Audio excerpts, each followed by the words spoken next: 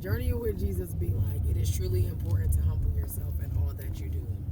When I first surrendered to God, He told me to consecrate myself, humble myself, and have integrity. I didn't know what humility looked like, so He began to allow life to humble me. So I say all that to say is, we go through the process being with Christ, and He allow us to go through different things, and He humble us. But anytime that you find yourself in a space where you're so worried about you, what you want, and how you feel, oh, please believe that God will remind you. And I say all that to say is because any little thing, He's going to check you. When you're walking with Christ, you have to be totally submitted and totally surrendered. If you want to be used, if you want to allow Him to use you according to His will and His way, He is a merciful God. He is wonderful, but He's not going to tolerate pride. He hates pride. The Bible talks about pride comes before destruction. Satan was threw out of heaven like lightning because of pride, because he prided himself in, he didn't accept his position. He didn't want his position. He wanted to be on the same exact level of God. He wanted to steal God's glory, and nobody gets the glory, okay, from God. He gets all the honor, glory, and praise. He deserves it. So I say all that to say is, humble yourself. And obviously I found myself walking in pride, and I didn't even know I was, but God quickly checked me, and I just simply felt Him in my spirit that He wanted me to speak upon something, and I was just like, oh, I'm not gonna do that, like, or I don't feel like it, or maybe that wasn't God. You gotta know when you know, as long as it doesn't go against the will of God. If it's something that's edifying and it's something that's uplifting according to the will of God, you got to go with the flow. So I fell asleep, and then I had a dream. I had a dream of me going back to my hometown.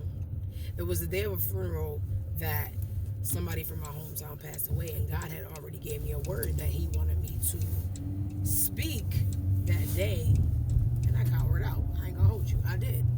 And it was with the, I don't know, wasn't for sure, but you know that you know when you know what you know.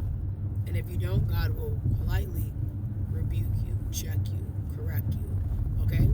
So I had a dream of I was going back to my hometown for a funeral, and it was of this girl that passed away.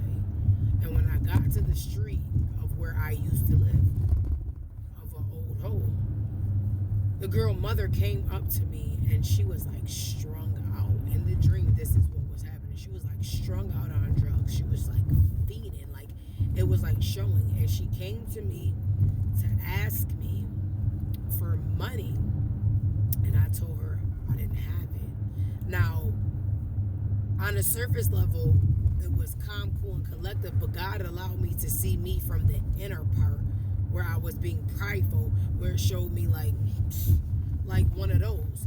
And when He showed that to me, and I woke up, and I was like, God, what? I'm like, what was that about? I'm like, I'm not prideful. I don't look at people like that. Like, it disgusts me. So a lot of times God will show us things about ourselves, or He will show us things about something He's trying to bring to our attention in a form of what we understand and how we would receive it. So when I began to sit with God, He began to bring me revelation. He brought me back on the word that He wanted me to speak. That was Him dropping it in my spirit, but I chose not to do it. So He showed me going back to my old house, and the dream child house. It symbolizes going backwards. I reverted backwards into the form of pride, inside of pride, where He has delivered me from, and He wanted me to check myself. He was bringing my awareness. And when I got with the woman that came to me, where she was asking me for money, and in the dream she couldn't see this, I said I didn't have it, or I was just like, oh, I just got here, or something like that, basically trying to brush her off. And God showed me like the inner me of being prideful, and it disgusts me. In real life, it disgusts me, because I'm not that type of person, and I'm not like that. I'm a servant. I love to help. But He showed me in His eyes, this is what it looked like when He called us to do something, and we decide to say we don't want to, or we decide to revert backwards.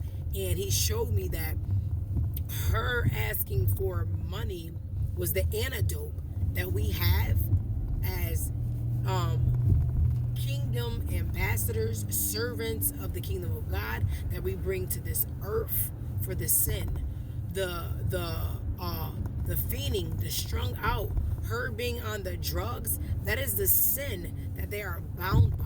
They are bound by the sins and the false ideologies of the world, and they're like fiends. That's what it looks like. It's a drug and it's addiction. There's no way out, and we are the ones with the antidote. And you got to be willing to surrender your whole mind and your whole heart, your ideals and everything. However you feel, you got to be willing to go when God say go. You got to be willing to speak when God say speak.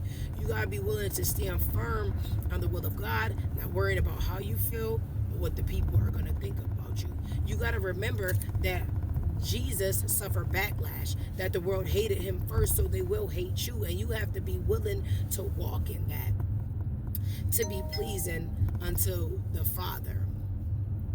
So, words of encouragement. Just constantly surrender yourself to God. Constantly go before God to pour your heart out, to have a heart check, and to ask God, and to ask God to help you. Because anytime that God has called you to do something, you're going to be uncomfortable. 9 out of 10 times it's something that you wouldn't normally do, and you don't want nothing to do with it. That's how you know it's from God. I remember fussing, going back and forth with God because the current situation I was in, and I was so uncomfortable. And he said, get used to being uncomfortable. This walk with me is uncomfortable.